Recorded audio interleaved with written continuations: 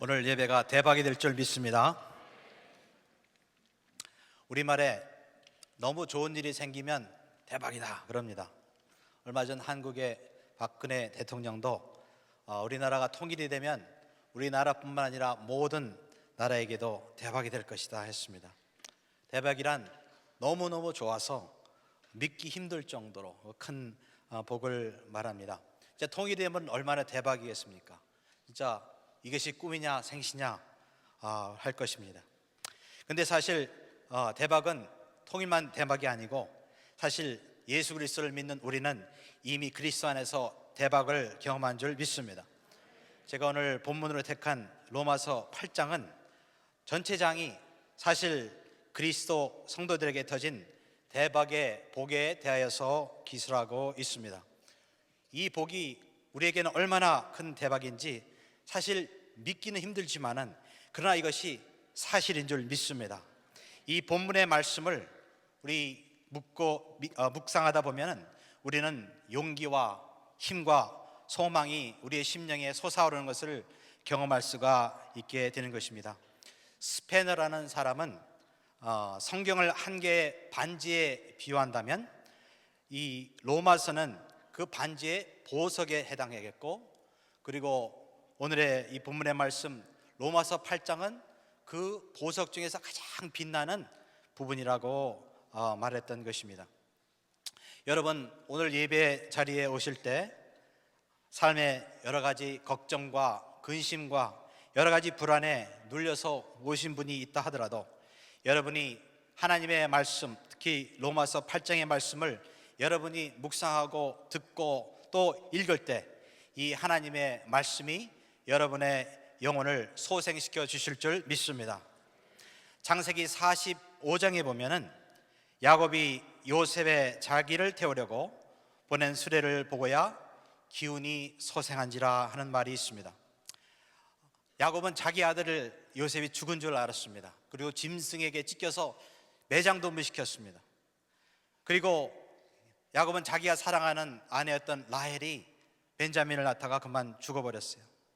그리고는 또 나중에 전 세계에 흉년이 들어서 이제 자기가 가지고 있는 모든 재산도 이제 다 탕진해야 되는 이와 같은 위기에 야곱이 당했습니다. 얼마나 진짜 기가 막히고 또 풀이 죽어서 살고 있었겠습니까? 그런데 하루는 아들들이 애굽에 식량을 사러 갔다가 돌아와서는 깜짝 놀란 소식을 말하는 것입니다. 그것은 아버지가 사랑하였던 요셉이 살아있다는 거예요.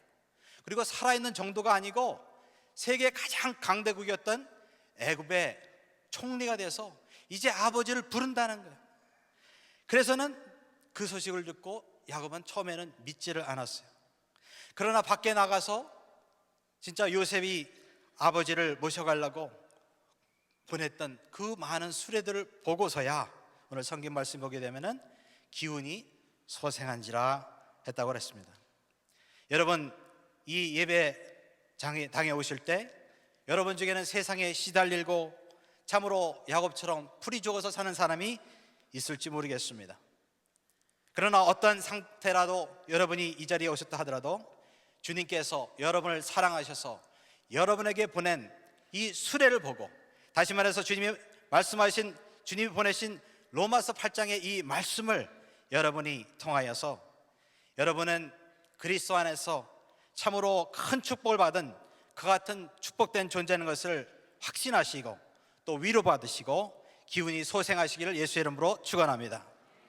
그렇다면 어떻게 우리가 예수님을 믿어서 이와 같은 큰 축복, 대박의 복을 받게 되었을까요? 첫째로 우리 예수 그리스도 믿는 성도들에게 터진 대박의 복은 우리는 하나님의 자녀가 되는 영광에 참여하였습니다. 14절의 말씀에 보면 무릇 하나님의 영으로 인도함을 받는 그들은 곧 하나님의 아들이라 했습니다. 이 편지를 받는 로마의 그 성도들에게 있어서는 신분의 변화라는 것은 아주 큰 복이요 대박이었던 것입니다. 노예가 일평생 진짜 살다가 노예로 죽어야 될 노예가 자유의 신이 된다든지 아니면 시민이 귀족이 된다든지 하는 이와 같은 신분의 변화라는 것은 거의 있을 수도 없었고, 만약에 있다면 이것은 대박 중에 대박이 되었던 것입니다. 그런데 바울은 로마 성도들에게 이와 같이 말합니다. 우리가 죄의 노예였고 또 하나님의 진노의 자녀였었는데 예수 그리스도를 믿는 이 믿음 하나 때문에 천지와 만물을 지으신 하나님의 아들이 되었다, 하나님의 딸이 되었다 하고 선언하고 있는 것입니다. 과연 이것이 있을 수가 있는 일이냐는 거예요. 하나님이 만유의 왕이시니까 하나님의 아들이 되었다는 것은요, 또 하나님의 왕의 아들, 딸이니까 왕족이 되는 거예요. 로마 성도들이 이 편지를 들을 때 이것은 복 중의 복이고 가장 큰 복인 것입니다. 당시 왕으로서 그 나라를 다스렸던 네로라는 왕은 사실 노예 신분의 가정에서 태어났다고 합니다. 그런데 어떻게 됐는지 이 네로가 왕의 마음이 들어서 왕의 양자가 되었다는 거예요. 그리고 나중에 어떻게 해서 이 왕이 죽을 때 이 네로가 노예 신분인데 한 나라뿐만 아니라 전 세계를 다스리는 이 로마의 제국의 왕이 됐다는 거예요. 그런데 이것마저도 우리가 온 만주를 지으신 하나님의 자녀가 되고 하나님의 아들이 됐다는 것은 아무것도 아닌 줄 믿습니다. 이와 같은 하나님의 자녀가 됐다는 것이 하나님의 자녀에서의 특권이 세 가지가 따라오게 됩니다. 첫째는 15절에 나타납니다. 너희는 다시 무수하는 종의 영을 받지 아니하였고 양자의 영을 받았으므로 아버지라 부르짖느니라 했습니다. 첫 번째 하나님의 자녀의 특권은 이제 하나님께서 두렵고 멀고 어려운 분이 아니라 우리가 친근히 사랑하고 또 사랑을 나누는 아버지가 되었다는 것입니다. 옛날 율법 시대에 있어서의 하나님은 법에 기초한 하나님이었다는 것입니다. 그래서 주인 앞에 조금이라도 잘못하면 야단맞아야 되는 그런 심정으로 섬기는 같은 하나님이었던 것이에요. 그렇지만 우리가 그리스도 안에서 만난 하나님은 은혜 안에서 무조건적인 사랑 가운데서 만난 우리의 아버지가 된 것입니다. 1960년도 케네디가 대통령이었을 때 케네디가 장관들하고 국무회의를 주재하다 보면 갑자기 문을 박차고 들어온 사람이 있었습니다. 박차고 들을 뿐더러 이 사람은 케네디한테 달려와서 케네디의 무릎에 싹 앉아버리는 거예요. 그리고 사탕을 달라는 거예요. 누구겠습니까? 케네디의 아들 존이었어요. 이름이 존이에요. 존. 만약에 다른 장관이 문을 박차고 들어와서 케네디 무릎에 이렇게 싹 앉으면은 아마 경호원들이 달려와서 체포하든지 그날로 정신병자로 잘리고 말았지만은 존은 그거 오히려 그렇게 함으로써 아버지의 더 사랑을 받게 되는 거예요. 아버지였기 때문에 케네디에게 그렇게 할 수 있는 거예요. 그렇다고 케네디가 아무것도 하찮은 존재하지 않았기 때문에 그렇게 한 겁니까? 아니죠. 아버지이기 때문에 그렇게 할 수 있었던 거예요. 마찬가지로 하나님은 우리 아버지가 되는 줄 믿습니다. 이와 같이 우리가 하나님의 아들 되었다는가, 이것을 우리가 진짜 확신하도록 하나님께서 이게 너무 귀한 또 믿기 힘든 사실이기 때문에 우리에게 그 보증을 주셨다는 거예요. 근데 그 보증이 누구냐면 바로 성령님이라고 성경 말씀하고 있습니다. 그래서 하나님께서는 성령을 우리에게 보장으로, 우리가 하나님의 아들 된 보장으로 보내셔서 우리가 하나님의 아들이다, 딸이라는 것을 늘 우리에게 확인시켜 주신다는 것입니다. 16절에 보면 성령이 친히 우리 영으로 더불어 우리가 하나님의 자녀인 것을 증거하시나니, 하나님은 거짓말하지 않으십니다.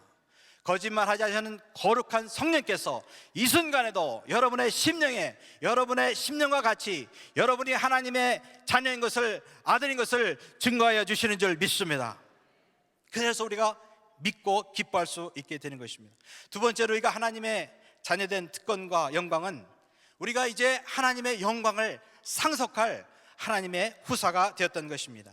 17절에 보면 자녀면 또한 후사 곧 하나님의 후사요 그리스도와 함께한 후사니 우리가 그와 함께 영광을 받기 위하여 고난도 함께 받아야 될 것이니라. 이 세상에서는 부모가 부자라면 죽을 때 자기 자식을 위해서 유산을 남겨주는 것입니다. 하나님은 하나님의 자녀들에게도 이와 같이 하나님의 나라의 영광을 우리에게 이제 후산으로 주시는 것입니다. 예수님께서는 지금껏 그 천국을 예비하여 주셨습니다. 이제 우리가 주님 나라 갔을 때 그 예비한 모든 천국과 천국의 영광을 우리에게 주시겠노라고 약속하여 주시는 것입니다. 우리는 우리 모두에게 영원토록 거할 집이 있는 줄 믿습니다. 우리의 집은 이 땅에 있는 것이 아니고 저 하늘에 이미 준비되어 있는 줄 믿습니다. 계시록 21장에 보면 사도 요한이 우리가 살 그 도시, 그 천국과 그 집들을 묘사하는 것을 볼 수가 있습니다. 다 보석으로 지었고 금으로서 귀한 그런 것으로 지은 그 같은 집입니다. 도무지 사람이 생각할 수 없고 말로 형용할 수 없고 그 영광은 사람이 꿈을 꿀 수도 없는 그 같은 영광이라는 것입니다. 얼마나 그 영광이 귀하든지 오늘 말씀의 18절에 보면 생각컨대 현재의 고난은 장차 우리에게 나타날 영광과 좋게 비교할 수 없도다. 우리가 예수님을 믿으면서 이 세상에 당하는 고난과 손해와 아픔과 그 모든 신이 있다 하더라도 우리가 하나님 나라에 갔을 때는 그것은 하나님 나라에 받을 우리가 그 영광에 비하면 아무것도 아닌 줄 믿습니다. 또한 우리가 주님의 자녀로서 받는 특권은 우리가 언젠가 주님의 부활에 동참하게 되는 것입니다. 23절에 보면 이뿐 아니라 또한 우리 곧 성령의 처음 익은 열매를 받은 우리까지도 속으로 탄식하여 양자될 것 곧 우리 몸의 구속을 기다리니라. 우리는 하나님의 아들이지만 육신을 가졌기 때문에 우리는 피곤합니다. 또한 육신은 병이 들 수도 있고 또 아프기도 하고 또 우리 육신이 있기 때문에 또 죄의 유혹을 받아서 죄를 질 수도 있고 또 우리가 육신 가운데 거하는 동안에는 이 육신의 그 배고픔을 해결하기 위해서 땀을 흘려서 일을 해야 되는 이러한 문제가 있습니다. 그러나 우리는 그리스도 예수께서 부활하시고 받은 그 부활의 몸과 같이 완전한 그 부활의 몸을 우리는 다 받게 될 줄 믿습니다. 그래서 이와 같은 것들이 바로 우리가 하나님의 아들로서 갖는 특권이요 영광이라는 거예요. 그래서 사실 우리가 이 첫 번째 복된 이 소식 하나만 우리가 제대로 믿어도 우리는 인간이 가장 궁금해하고 또 힘들게 생각하는 문제를 해결할 수가 있게 되는 것이요. 그 문제는 뭐냐? 도대체 산다는 게 뭐냐는 거예요. 내가 이 세상에 어디서 왔으며 왜 또 무엇을 위해 이 땅에 살아야 되며 내가 죽으면 어디 가느냐 하는 이 본연의 문제가 한 방에 해결이 되게 되는 것입니다. 얼마 전에 제가 신문에 보니까 이 신문에 보면은 50년 동안 철학을 가르친 대학 교수와 인터뷰하는 장면이 나옵니다. 참 유명한 교수라는 거예요. 책도 쓰고 알아주는 교수예요. 그런데 그 사람하고 대화하면서 기자가 물었습니다. 교수님 50년 이상 철학을 연구하고 실전 철학의 대가신데 인생의 의미가 무엇입니까? 자기도 모르겠다는 거예요. 50년을 연구했는데 자기도 아직도 모르겠다는 거예요. 참 제가 볼 땐 정직한 사람이라고 생각했습니다. 사람은 제 아무리 자기가 자기의 인생의 의미를 한다 하더라도 창조주를 만나기 전까지는 인생의 의미를 알 수가 없게 되는 것입니다. 그런데 주님은 우리에게 이 첫 번째 진리를, 첫 번째 복을 우리에게 허락하심으로 이 모든 것을 가르쳐 주셨어요. 우리는 천지와 만물을 신 하나님의 아들을 믿는 믿음으로 하나님의 자녀가 되었고 이제 영원한 천국을 약속받고 이 세상에 살 때에는 주님의 고난에 동참하여서 천국을 준비하는 하나님의 자녀들인 줄 믿습니다. 그게 인생의 의미예요. 또 이 첫 번째 진리 하나만 제대로 믿어도 우리는 사람들이 쉽게 가질 수 있는 이 열등감의 문제를 해결할 수가 있게 되는 것입니다. 우리가 하나님의 그 전능하신 하나님의 아들이다 하는 이 정체성 하나를 우리 마음 가운데 참으로 기둥처럼 든든히 우리가 갖게 되면 우리는 이 세상에 살 때 자존감이 낮아서나 열등감 때문에 고민할 필요가 없는 거예요. 내가 하나님의 아들이다, 내가 하나님의 딸이다, 이것이 변치 아니하는 나의 정체성인 줄 믿습니다. 이것이 여러분의 가치를 결정해주는 정체성인 줄 믿습니다. 이 첫 번째 진리 하나만 믿어도 여러분 이 광활한 이 우주에 나 혼자 사는 것 같은 이와 같은 외로움과 허전함을 이기고 이제 고아가 마치 오랜만에 아버지를 만난 것 같이 아버지를 만나는 사건을 경험하게 되는 것입니다. 이제 더 이상 산다는 것이 외롭고 힘들고 무의미한 것이 아니라 나를 사랑하시는, 나를 만드신 하나님 아버지를 만나서 값어치 있고 신나는 인생이 되는 줄 믿습니다. 두 번째, 우리 예수 그리스도를 믿는 우리에게 터진 대박의 복은 내 안에 나의 연약함을 도우시는 성령 하나님이 살아계신다 하는 것입니다. 26절에 이와 같이 성령도 우리 연약함을 도우시나니, 이 도우신다는 말을 그림으로 그려보면 이렇습니다. 내가 혼자서 어떤 무거운 짐을 끙끙거리면서 끌어올리려고 하는데 누가 갑자기 저 반대편에서 나타나서 그 손으로 그 짐을 같이 들어줘서는 쉽게 올리는 거, 그게 바로 이 도우신다는 말의 그런 그림이 되겠습니다. 우리 인생은 참으로 약합니다. 그래서 오늘 연약함을 도우신다 해서 연약함의 그 원본에 보면은 복수체로 되어 있어요. 인간의 연약함이 한두 가지가 아니라는 거예요. 너무 약하다는 거야. 그러나 떨어지면 깨질 수밖에 없는 질기를 같은 나, 육신도 약하고 마음도 약하고 또 내가 사는 이 세상에 죄와 저주와 슬픔과 마귀의 공격도 있고 유혹도 많고 약점도 많은 나지만은 성령님께서는 이와 같이 연약한 나를 이 세상에서 홀로 살도록 놓아두지 아니하시고 나에게 오셔서 나와 함께 사시면서 나를 도와주시는 보혜사 하나님인 줄 믿습니다. 내가 힘으로 내 힘으로는 도무지 믿음을 지키면서 천국 갈 수 없기 때문에 하나님은 보혜사 성령님을 여러분과 저에게 보내주셔서 천국길까지 이끌어주는 줄 믿습니다. 나를 고아처럼 혼자 내버려두지 아니하시고 지금도 함께 하시면서 내가 인생의 그런 힘든 그런 여정마다 같이 주님께서 힘으로 도와주셔서 주님의 나라까지 너끈히 가게 하여 주시는 것입니다. 한경직 목사님이라고 영락교회 목사님이죠. 그분이 젊었을 때 목회를 하는데 참 어려운 일이 많았다고 합니다. 근데 그럴 때마다 이분이 주님 앞에 기도하면서 주님 앞에 기다리면 어디서 그냥 그 문제가 저절로 이렇게 해결되고 또 힘들면 또 기도하고 주님 앞에 기다리면 또 그게 해결되고 이런 일이 계속 반복이 됐다는 거예요. 나중에 이 목사님이 꿈을 꿨는데 자기가 어느 길을 가더랍니다. 그래서 돌에 쳐갖고 넘어지려고 하고 아니면 힘이 없어 넘어지려고 할 때 어떤 큰 손이 나타나서 그 목사님을 딱 붙여가지고 그 목사님이 가는 길을 인도해 주는 것을 꿈에 봤다는 거예요. 아, 내가 그동안 이렇게 살아면서 어려웠던 그 시절마다 내가 그것을 극복했었던 것은 바로 하나님의 전능하신 손이 나와 함께 하셨구나. 그것을 통하여서 그분이 하나님의 은혜를 간증했다는 것입니다. 여러분의 인생도 마찬가지입니다.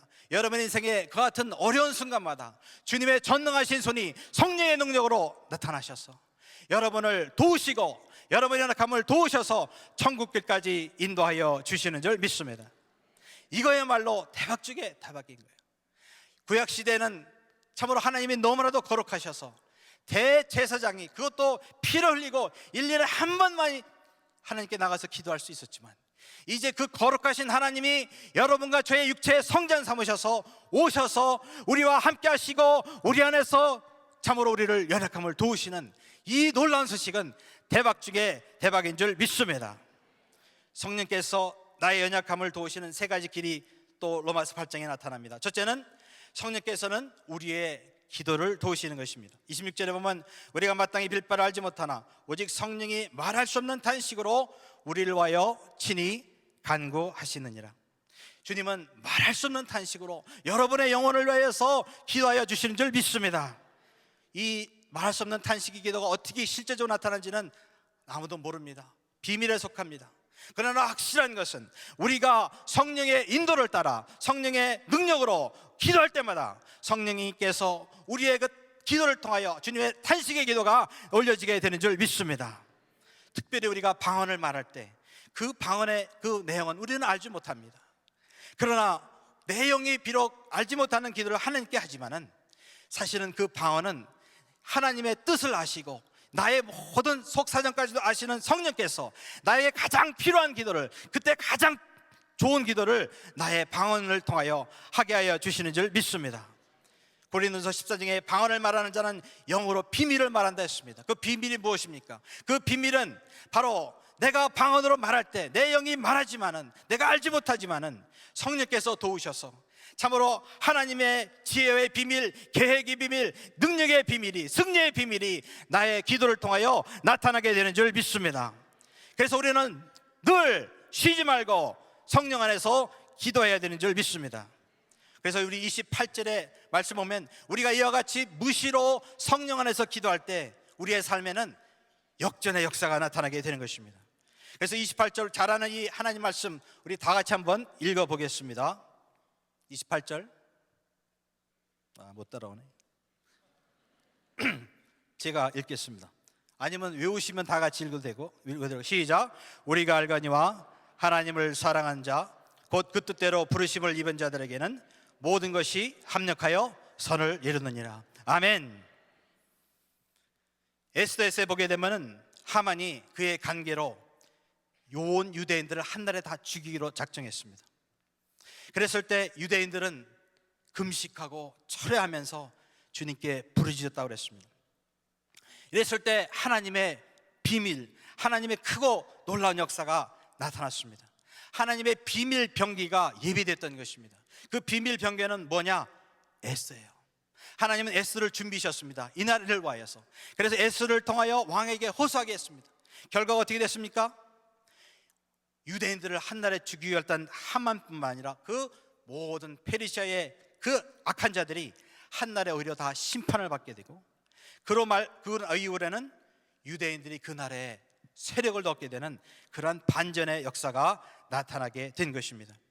여러분이 성령 안에서 기도할 때 하나님의 이와 같은 지혜와 계략이 나타나게 됨으로 말미암아 사단의 모든 계략이 반전되고 하나님의 승리가 여러분의 삶에 나타나게 될 줄 믿습니다. 어떤 사람이 기도를 많이 평소에 하는 그러한 분이었던 것 같아요. 이분이 어느 길을 걸어가는데 갑자기 마음 가운데 기도해야겠다는 그런 마음이 오는 거예요. 도무지 이거는 감당이 안 될 정도로 그런 강한 감동이었어요. 그래서 그냥 젖바닥 주저앉아 갖고는 막 방언으로 기도하는 거예요. 다른 사람이 지나가면서 미쳤구나 얘 하면서 다들 손가락질하면서 갔습니다. 그런데 이분은 그런 거 신경 쓰지 않고 계속 마음에 평안이 올 때까지 기도했다는 거예요. 그래서 어느 정도 기도하고 나서 이제 마음에 평안이 온 다음에 다시 이제 일을 보고 집에 왔어요. 근데 집에 와보니까 문이 열린 거예요. 그래서 들어가 보니까 집이 그냥 온전 난장판이 된 거예요. 도선생이 와갖고 그냥 온 서랍이면 서랍, 장롱이면 장롱. 아이고 내가 진짜 그렇게 그동안 일하면서 모든 돈이 있었나 하면서 막 그 자리에 갔어요. 딱 보니까 너무나도 감사하게 다른 건 다 뒤집어 놓고 그랬는데 그 서랍 하나만은 그냥 있는 거예요. 할렐루야. 여러분 돈이 아니라고 여러분 기뻐하지 않은지 모르지만 얼마나 그 사람은 진짜 그게 귀한 거예요. 하나님께서 그 여자분을 위하여서 그 같은 기도를 하게 하여 주신 줄 믿습니다.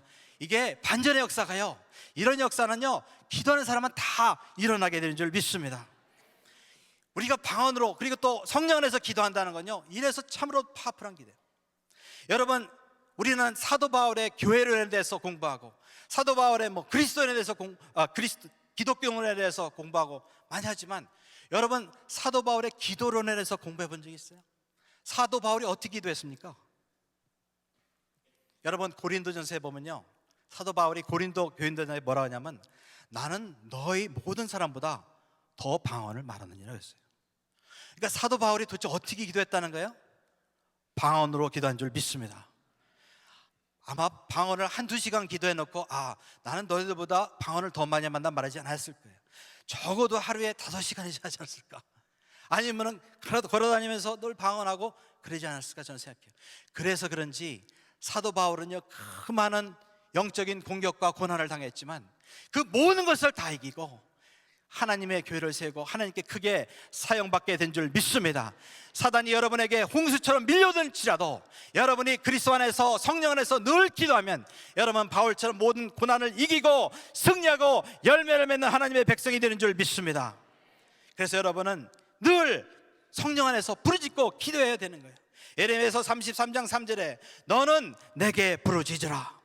내가 내게 응답하겠고 내가 알지 못하는 크고 비밀한 일을 내게 보이리라. 크고 비밀한 일, 주님의 능력, 주님의 계획, 주님의 지혜, 역사가, 승리가 나타나게 된다는 겁니다. 날마다 성령 안에서 무시로 기도하는 여러분 되시길 예수 이름으로 축원합니다. 두 번째로, 성령께서 우리의 연약함을 도우시는 길은 하나님의 모든 무한한 자원이 하나님의 자녀의 것이 되도록 도우신다는 거예요. 31절에 보면 그런즉 이르되 우리가 무슨 말하리요? 만일 하나님이 우리를 위하시면 누가 우리를 대적하리요? 자기 아들을 아끼지 아니하시고 우리 모든 사람을 위하여 내주시니가 어찌 그 아들과 함께 모든 것을 우리에게 은사로 주지 아니하시겠느냐. 아멘. 주님께서 모든 것을 주신다는 겁니다. 주님께서 모든 것을 주시는 줄 믿습니다. 우리 하나님의 자녀이지만은 우리는 이 세상에서는 가진 게 없어요. 그러나 하나님의 자원은 무한한 줄 믿습니다. 그런데 이 성령께서는 바로 이와 같은 하늘의 하나님의 무한한 자원을 이 땅에 사는, 또 하나님의 의를 위하여 사는 하나님의 자녀들에게 넘치도록 공급하여 주시는 줄 믿습니다. 하늘의 모든 자원이 여러분의 명령을 기다리고 있는 거예요.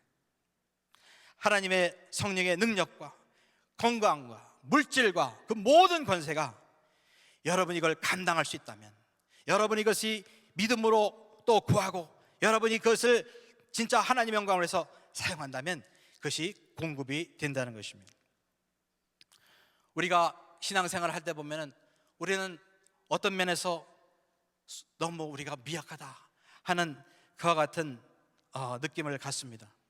세상의 문제는 커 보이고 세상엔 우리 예수 그리스도 또 교회를 진짜 향하여서 오는 그 도전은 너무나도 커 보입니다. 그러면서 나 혼자 무슨 일을 할 수 있을 것인가? 또 우리 한 교회가 무슨 일을 할 수 있을 것인가?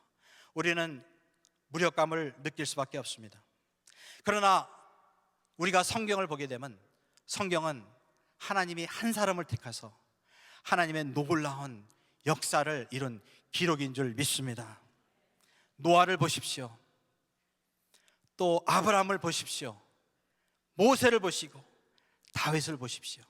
한 사람이었어요. 하나님은 그런 한 사람을 통하여, 하나님의 마음에 맞는 한 사람을 통하여 그의 리더십과 또 그의 기도를 통하여 하나님은 하나님의 무한한 하나님의 능력과 은혜를 이 땅에 흘러보내시고 큰 구원의 역사를 이루신 줄 믿습니다. 여러분 한 사람 한 사람도 하나님의 마음에 합하기만 한다면, 하나님의 비전에 합하기만 한다면 하나님은 여러분 한 사람을 통하여 놀라운 하나님의 역사를 이루실 줄 믿습니다. 세 번째로, 성령께서 우리의 연약함을 도우시는 것은 우리로 하여금 정죄받지 않도록 인도하시는 것입니다. 우리는 이미 그리스도 안에서 주님의 십자가를 통하여서 의롭다함을 받았습니다. 33절에 보면 누가 능히 하나님의 택하신 자를 송사하리요? 의롭다 하신 일은 하나님이시니 누가 정죄하리요? 죽으실 뿐 아니라 다시 살아나신 일은 그리스도 예수시니 그는 하나님 편에 계신 자요 우리를 위하여 간구하시는 자니라. 예수께서 우리에게 주님의 완전한 의를 허락하여 주신 줄 믿습니다. 주께서 의롭다 하셨기 때문에 마귀가 누구라도 나를 정죄할 수 없는 줄 믿습니다. 사단도 우리를 정죄하지 못하고 또 의로운 하나님의 자녀를, 하나님의 피에 감싸있는 자녀를 또 대적하고 저주할 수 없는 줄 믿습니다. 그런데 경험적으로 이제 성령께서는 우리로 하여금 경건하게 살도록 주님께서 경건의 능력을 주셔서 경험적으로 정죄받지 않는 삶을 살게 하신다는 거예요. 로마서 8장 1절에 보면 그러므로 이제 그리스도 예수 안에 있는 자에게는 결코 정죄함이 없나니 이는 그리스도 예수 안에 있는 생명의 성령의 법이 죄와 사망의 법에서 너를 해방하였습니다. 어떤 사람은 말합니다. 난 노력해봤어요. 근데 그 죄를 끊을 수가 없었습니다. 내가 거룩하게 살라고 참으로 기도도 많이 하고 금식도 해봤어요. 근데 안 되더이다. 불가능합니다 하고 고백합니다. 그러나 성령님은 말씀하십니다. 너희가 너의 능력을 믿으면 실패하지만 나의 능력을 힘입으면 정죄받지 않게 된다. 주님 말씀하여 주시는 것입니다. 죄는 마치 중력과 같습니다. 여러분, 우리는 여기 앉아있는 동안에도 중력의 영향을 받습니다. 그래서 여러분이 앉아야 되는 거예요. 30분 동안 서 있는 게 쉬운 게 아니에요. 중력이 여러분을 누르고 있는 거예요. 죄는 마치 그와 같습니다. 이 세상에 사는 많은 사람들이 다 죄의 영향을 받는 거예요. 그래서는 죄를 안 지더라도 그 무게 때문에 막 죄를 짓는 거예요. 또 의지가 약해서 그렇고 아무리 의지가 강한 사람도 죄를 짓는 거예요. 그러나 중력을 이기는 게 있어요. 새를 보세요. 하늘에 날아가는 새를 보시기 바랍니다. 그 새는 중력이 있지만 그 중력을 이기고 하늘을 치솟아 오르며 또 하늘에서 다스리는 그와 같은 존재가 된 겁니다. 여러분, 죄의 능력이 있습니다. 죄의 힘이 있습니다. 그러나 여러분이 성령의 그 같은 생명력을 공급받고 성령의 그 날개를 여러분이 공급받는다면, 성령에 접목된다면 여러분 죄를 이기고 세상을 이기고 여러분은 거룩한 삶의 그 날개를 가지고 치솟아 오르며 하나님의 뜻을 이룰 수 있는 성도가 되는 줄 믿습니다. 경건한 삶이 불가능하다고 말하지 마세요. 성령 안에서는 가능한 줄 믿습니다. 그래서 사도 바울은 말했습니다. 생명의 성령의 법이 죄와 사망의 법에서 너를 해방하였습니다. 생명의 성령의 능력이 여러분과 함께 하시면 여러분 죄뿐만 아니라 세상의 모든 것을 이기고 경건하고 주님을 기쁘시게 하는 삶을 살 수 있게 되는 줄 믿습니다.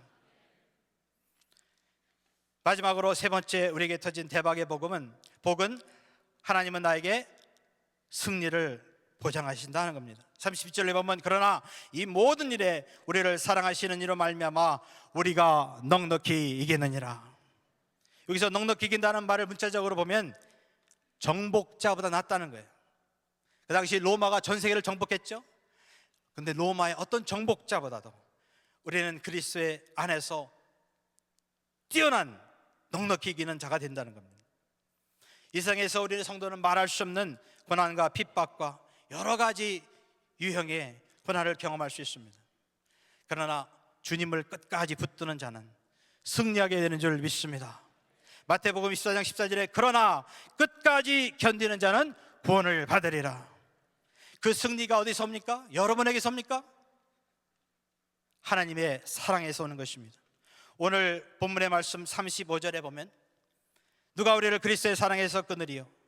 환난이나 공고나 핍박이나 기근이나 적신이나 위험이나 칼이라 기록된 바 우리가 종일 주를 위하여 죽임을 당케 되며 도살을 양같이 여김을 받았나이다 함과 같으니라.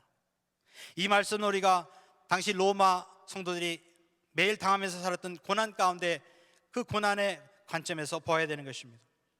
38절에 보면 내가 확신하노니 사막이나 생명이나 천사들이나 권세자들이나 현재이나 장대리나 능력이나 높음이나 기쁨이나 다른 아무 피조물이라도 우리를 우리 주 그리스도 예수 안에 있는 하나님의 사랑에서 끊을 수 없으리라. 이 구절에는 여러분이 이 세상에서 당할 수 없는 모든 고난이 다 포함되어 있어요. 그러나 우리에게 하나님이 주신 변치 않는 약속은 여러분이 주님을 붙드는 동안에는 주님의 사랑으로 승리하게 되는 줄 믿습니다. 하나님은 이것을 우리에게 보장하셨어요.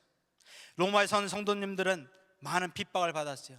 군인들이 지나가다가 너 일로 와 해갖고 여기 있는 로마의 왕의 형상에다가 너 예배, 그랬을 때 머뭇거린다든지 예배합니다, 시저를 예배합니다, 신으로 섬깁니다, 그 말 하면 그 자리에서 죽인다든지 감옥에 갇히게 되는 것입니다. 그렇기 때문에 많은 성도들이 죽임을 당했고 또 많은 성도들이 이것을 피해서 일평생 지하에서 살면서 신앙생활을 했다는 거예요. 그 고난이란 말할 수가 없는 거예요. 그러나 바울은 말합니다. 너희가 어떤 핍박과 문제와 도전이 있다 해도 예수님을 붙드는 사람은 넉넉히 이길 것이다. 넉넉히 이길 것이다. 이것은 하나님이 주시는 승리의 약속인 것입니다. 로마 성도들은 결국 승리했습니다. 그들을 핍박하는 나라가 얼마 안 있어 기독교 국가가 되어버리고 복음이 전 세계로 퍼져나간 줄 믿습니다. 오늘 세 가지 하나님의 주신 대박의 복에 대해서 살펴보았습니다. 우리는 은혜로 하나님의 자녀가 된 줄 믿습니다. 우리는 은혜로 성령께서 우리 안에 오셔서 나의 연약함을 도우시는 줄 믿습니다. 은혜로 우리는 하나님의 사랑으로 우리는 모든 일에 승리하게 되는 줄 믿습니다. 이 편치 아니하는 사실, 하나님의 약속을 늘 마음에 새시고 묵상하고 선포하시면서 담대하게 영광 돌리는 승리하시는 성도님 되시기를 예수 이름으로 축원합니다.